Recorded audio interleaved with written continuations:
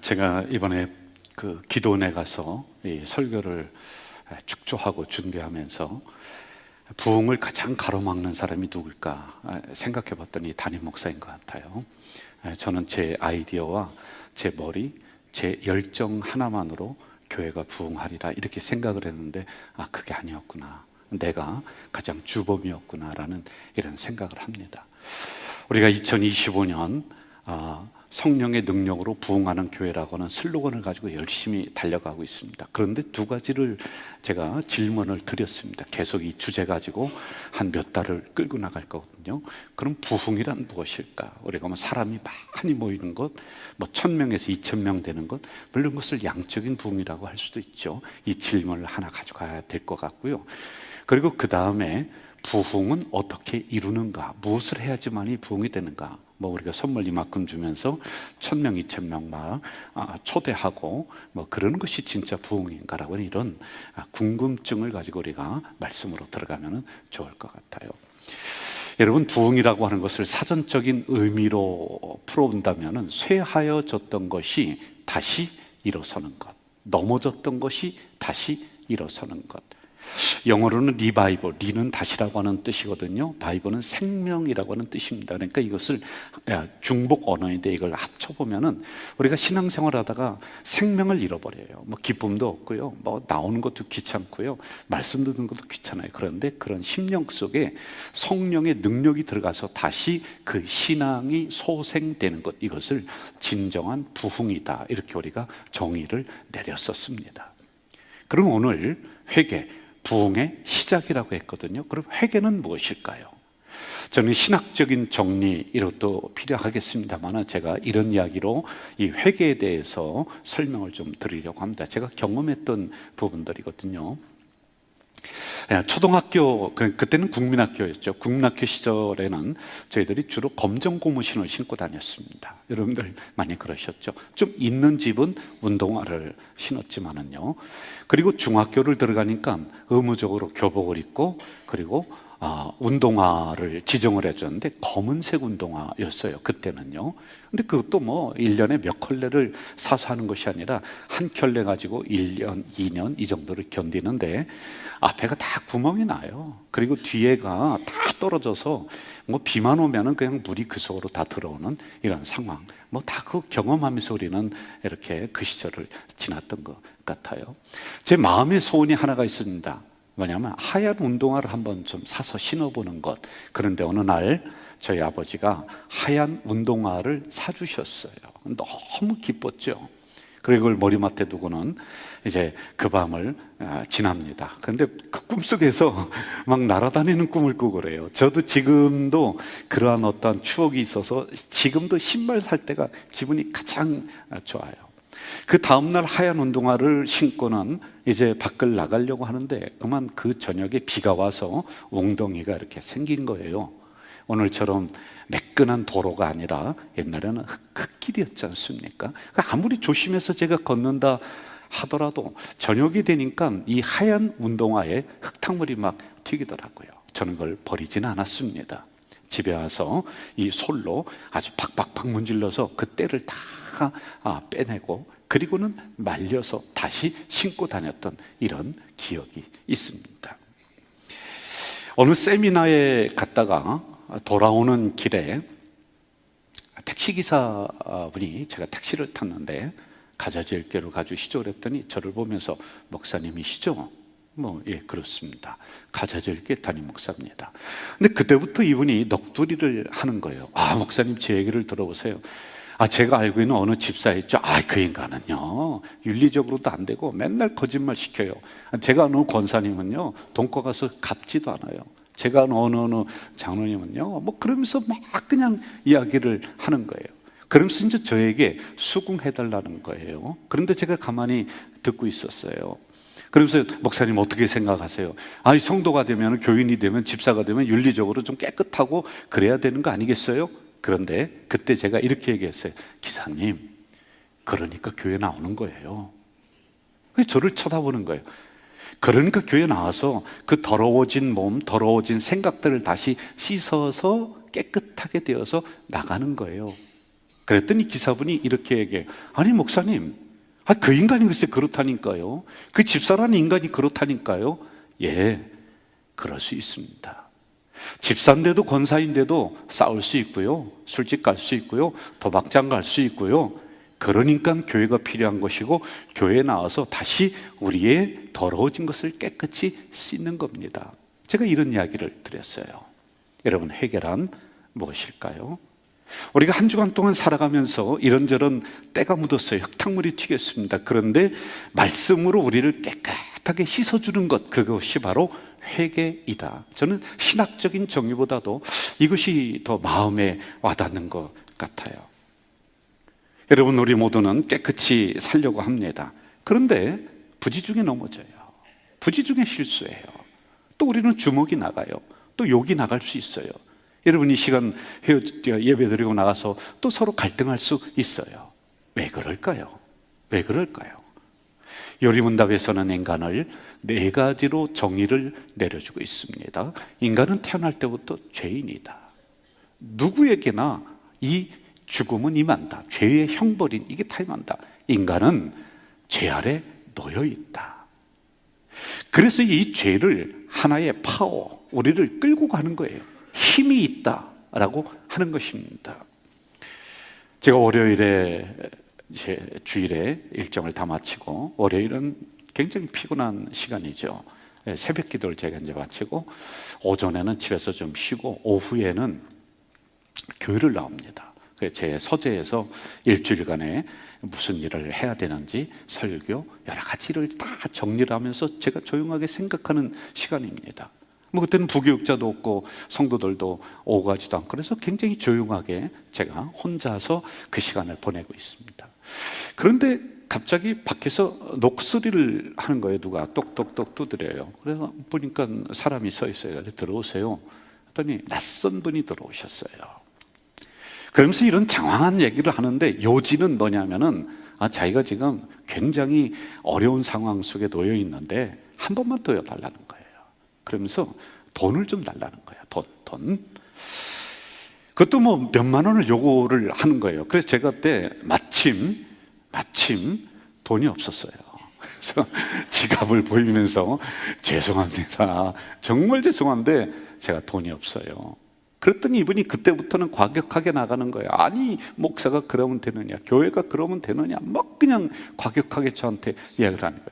제가 그래서 지갑을 보면서 진짜로 제가 돈 있으면 좀 드리고 싶은데 돈이 없어요. 그랬더니 삿대질을 하면서 문을 빵 차고 나가는 거예요. 제가 옛날에 한 성격 했거든요. 이런다면서. 근데 욕은 할 수가 없잖아요.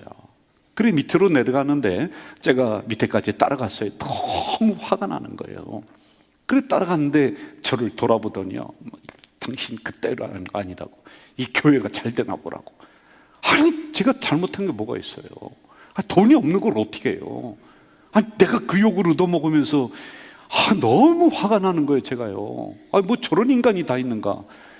막 여기까지 욕이 나오려고 하는데 그 목사가 또 그 앞에서 욕은 할 수가 없잖아요. 너무 화가 나서요, 나온 김에 이 공원을 이렇게 돌으면서요, 제가 혼자 욕했어요. 야, 그 싸가지 없는 놈의 자식. 아니, 뭐 어떻게 해요? 그 앞에다 욕을 못하고 빌어먹을 놈의 새끼. 그래서 죄송합니다 막 욕을 하니까요, 속은 시원하더라고요. 속이 시원해요. 그런데 그렇게 욕을 하다 보니까요, 10년 전에 15년 전에 나에게 칼 같은 상처를 주고 떠났던 그 잊어버렸거든요. 근데 그게 다시 생각나는 거예요. 시원해요. 그때 그 사건이, 그 일이 자꾸만 기억이 나는 거예요. 여러분, 제가 우리 가자질교에서 21년, 여기서만 21년 목사했거든요. 그러면 저는 웬만한 거는 도 같아서 이제 그런 건 내려놓고, 그리고 그런데 휘말리지 않고, 그러면서 제가 나름대로 그렇게 제 신앙의 중심을 가지고 지날 수 있잖아요. 그런데 저도 별 수 없어요. 왜요? 죄에는 힘이 있어서 우리를 끌고 가기 때문에 그렇다라고 하는 것입니다. 우리 모두는 여기에서 자유로울 수는 없을 것 같아요. 솔직히 우리 한 주간의 삶이 그렇잖아요. 내가 이렇게 하고도 나와서 찬양대를 또 설 수 있을까? 내가 이러고도 집사인가? 하나님이 내 기도는 받아주실까? 여러분, 반복적으로는 넘어지고, 또 그 자리에서 또 넘어지고, 또 넘어지고, 정말 하나님이 나를 받아주실까? 이런 고민 아래 우리는 있다라고 하는 것이죠. 세상 살면서 우리는 크든지 작든지 다 있습니다. 목사인 저도 있고요, 여러분도 이런 게 다 있다는 것. 왜? 죄의 영향력 아래 우리 모두는 있기 때문에 그렇습니다. 부부들이 싸우는 거 보면 꼭 그 사건 가지고 싸워요. 비슷한 거 가지고 성도들이 갈등하고 넘어지고 그러거든요. 여러분, 우리는 이것을 기억해야 될 것 같아요. 한번 저를 따라 볼까요? 나는 넘어지는 존재다. 한 번 더 합시다. 나는 연약한 존재다. 그런데 이거 가지고서 너무 그 사람을 뭐라고 하고 재단하고 그러지 마세요. 하나님은 우리의 넘어짐, 실수, 죄를 가지고 책망하는 것이 아니라 그것을 재료로 해서 더 좋은 하나님의 자녀로 만드는 거예요. 그게 만드는 과정이다라고 하는 것이죠. 여러분, 사람들을 이렇게 대할 때 그냥 먼지 하나 없이 깨끗하다, 신앙생활을 올곧게 그냥 일취월장 잘해왔다, 20년 30년 한 번도 나는 시험 들지 않고 넘어지지 않았다. 그런데 그런 사람은요, 별로 친근감이 없어요. 깨지고 넘어지고 다시 일어서고 또 깨지고 넘어지고, 그러면 나와 동질감을 형성하고 느끼게 되거든요. 우리 모두가 그렇기 때문에 그런 거예요. 성경은 이런 사람들로 가득 차 있다는 사실을 여러분 아십니까? 여러분, 믿음의 조상 아브라함은 말도 안 되는 실수를 저지르잖아요. 그것도 2번씩 해요. 자기 부인을요, 위협이 다가오니까 이 쪼잔한 남자가 막아줘야 되는데 부인을 모른다고 하는 거예요. 위험에 처하도록 하는 거예요. 이거 의도적인 거거든요. 연약한 그 이야기를 성경은 왜 기록을 해놨을까요? 좀 빼면 좋을 것 같은데요. 여러분, 모세는 그 광야를 그 이스라엘 백성들 데리고 같이 광야를 넘습니다. 그런데 이런 모세도요, 실수한 것, 사람을 죽이고 하는 이런 것은 성경에서 좀 빼도 될 텐데 이걸 왜 기록해놨을까요? 신약으로 넘어오면서 예수님의 12 제자다 하나같이 죄 아래서 허덕이고 있고요, 또 베드로요, 한번 보세요. 이런 연약한 인간의 모습을 성경은 왜 기록해놨을까요? 성경은 이걸 말씀해 주는 것 같아요. 우리 인간은 어쩔 수 없이 그런 존재야. 그런데 이러한 존재가 하나님 앞에 다시 돌아오고, 주님, 내가 연약합니다, 내가 부족합니다라고 회개하고 고백했을 때는 그 때를 씻어주는 게 바로 하나님이야. 이걸 말씀해 주려고 하는 것 같아요. 오늘 본문 한번 봅시다. 그의 이름으로 제사함을 받게 하는 회개가 예루살렘에서 시작하여 모든 족속에게 전파될 것이라. 그래서 오늘 본문에도 회개의 복음을 여기다 기록을 해놓은 거예요. 모든 예루살렘, 모든 족속에게 회개가 전파될 것이다 라고 하는 것입니다. 제가 주일 예배 드리면서 죄송한 게 하나가 있고요, 2번째 감사한 게 또 있어요. 전에도 한번 말씀을 드린 기억이 나는데요, 이제 인도자가 이 앞에 나와서 우리가 일어서서 예배 드릴 때, 여러분 지난 한 주간의 삶이 어땠는지 하나님과 나만이 아는 죄가 있을 것입니다.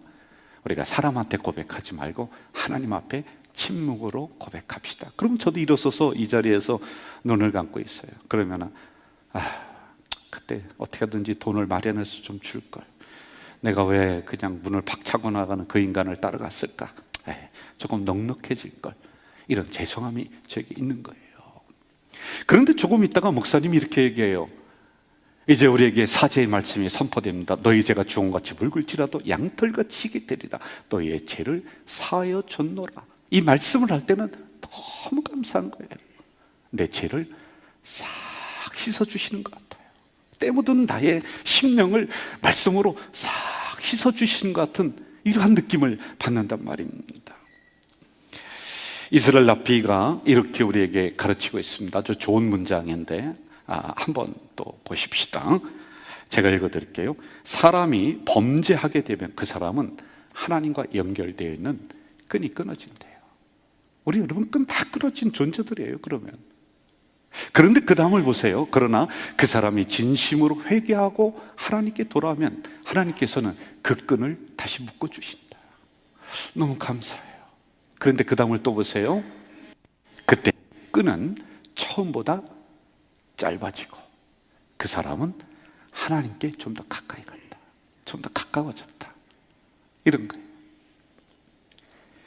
우리는 이 세상에 살아가면서 하얀 운동화, 구원받은 하얀 세마포 입고 나갑니다. 그런데 사방천지가 흙탕물이에요.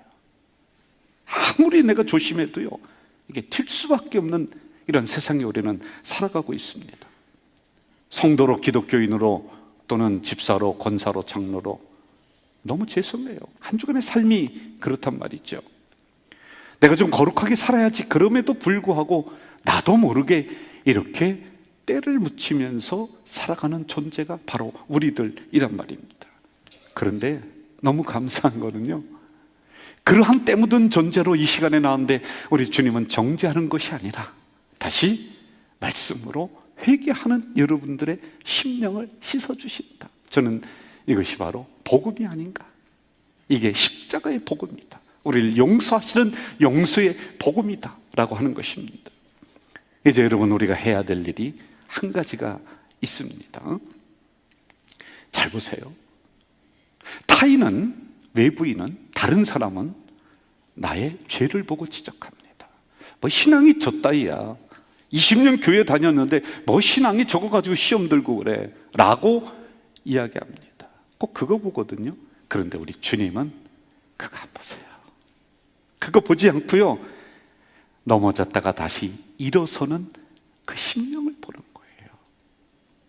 우리의 때 묻은 것을 보는 것이 아니라 이 자리에 나와서 주님, 제가 잘못했습니다. 한 주간의 삶이 영 말씀대로 살지 못한대요 라고 하는 그걸 보시는 거예요. 여러분, 이게 회개입니다. 저는 이 용서의 복음을 생각할 때마다 가슴이 벅차오릅니다. 하나님의 말씀 분명히 어미하신 게 있어요. 우리를 지적하는 게 있어요.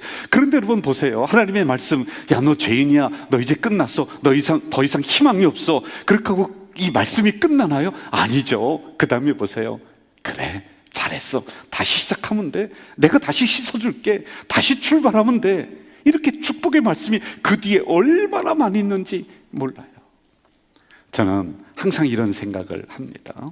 여러분, 이 자리는 한 주간의 삶을 평가하고 점수 매기는 자리가 아니에요.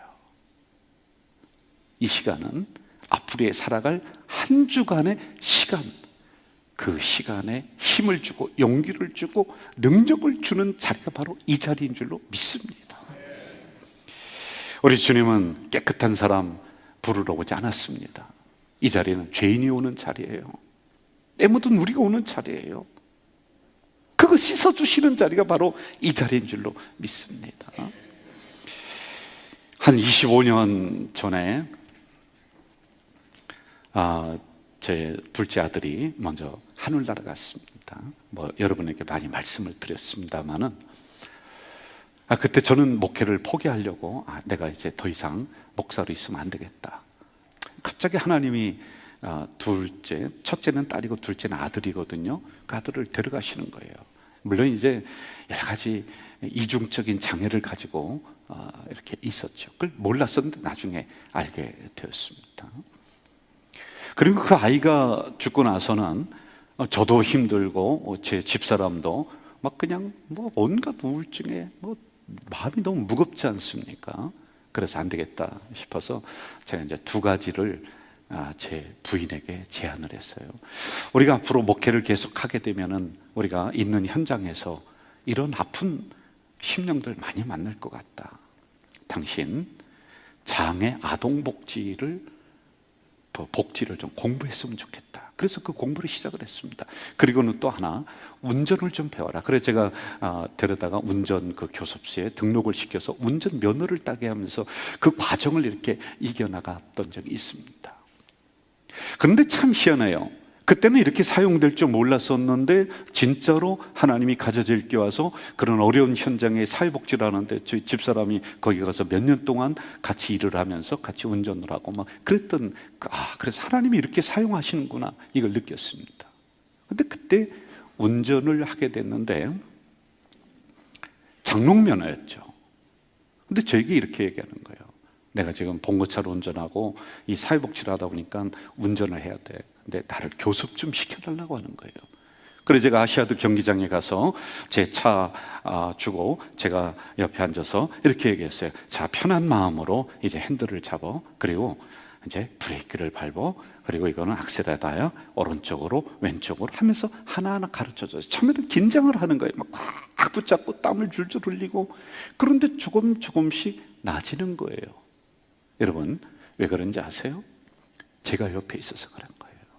제가 옆에 있으면서 아니야 왼쪽으로, 아니야 이때는 브레이크 조금만 밟으면 돼, 이때는 조금만 속도를 내면 돼, 그리고 조금 위험할라 치면요 제가 핸들을 딱 잡고 돌려주는 거예요. 그러니까 점점점 실력이 좋아지는 거예요.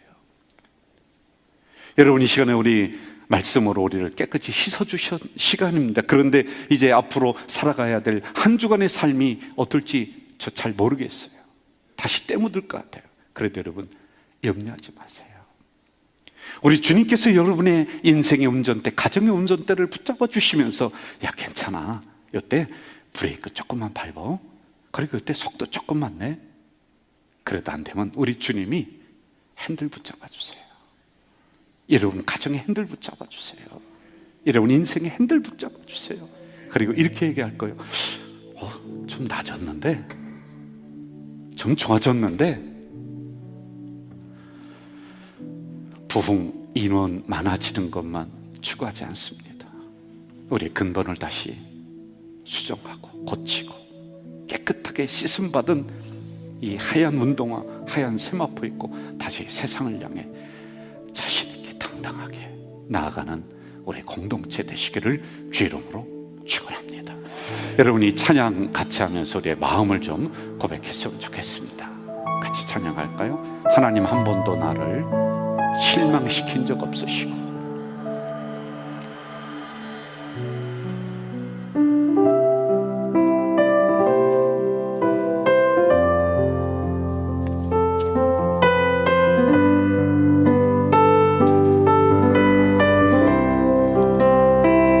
하나님 한 번도 나를 실망시킨 적 없으시고 실망시킨 적 없으시고 언제나 공평과 은혜로 나를 지키셨네. 오 신실하신 주, 오 신실하신 주, 내 너를 떠나지도 않으리라, 내 너를 버리지도 않으리라. 약속하셨던 주님,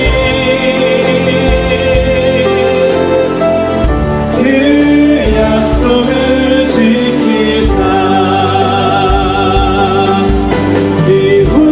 이후로도 영원토록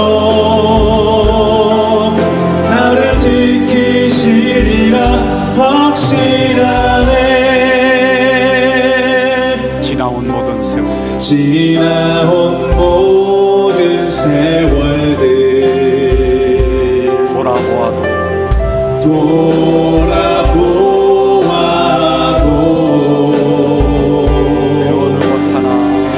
그 어느 것 하나 주의 손길 안 미친 것 전혀 없네. 우리 두 손 들고 오 신실하신 주, 오 신실하신 주, 내 너를 떠나지도 않으리라, 내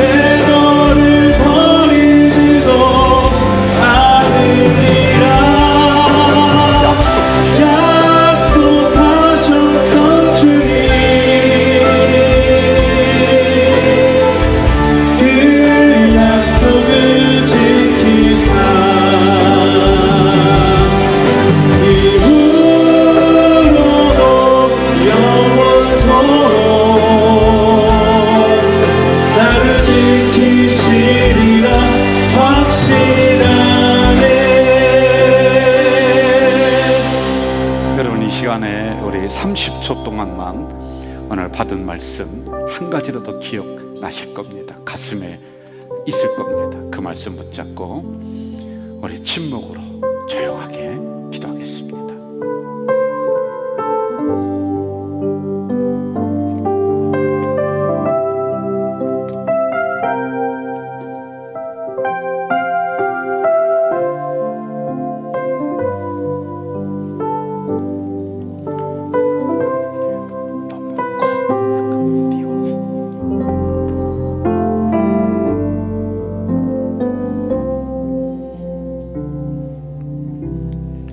예수님의 이름으로 기도하옵나이다.